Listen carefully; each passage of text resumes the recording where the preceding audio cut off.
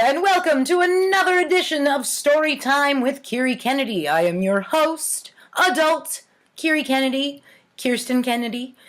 Here sharing with you all of the bizarre things that I wrote when I was a child.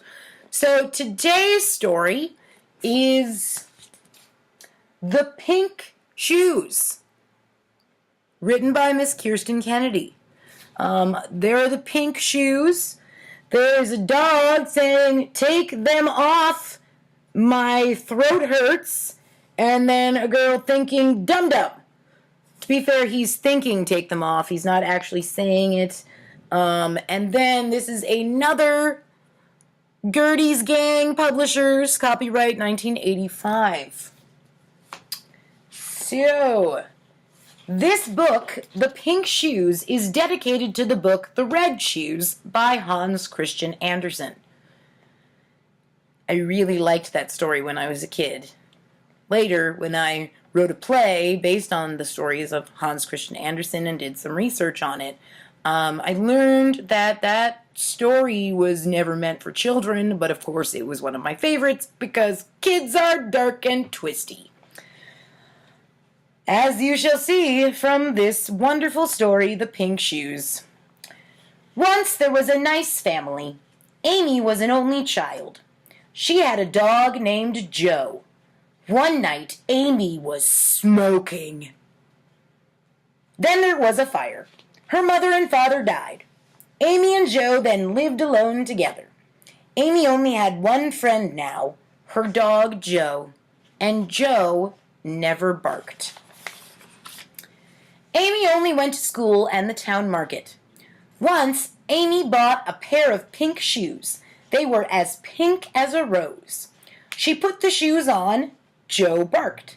She took them off. Joe stopped. One day, she got a notice from school that said Pet Day was tomorrow. She wore the shoes to school. Amy dragged Joe to school. On the way to school, she took off her shoes because her feet hurt. Amy put them back on, and they didn't come off. It was her friend Penny's birthday. Shout out to Penny! She came in with cupcakes. Joe was running towards Penny, and he was barking. Amy yelled, "Stop!" It was too late. There was Joe licking the icing. The school was a mess.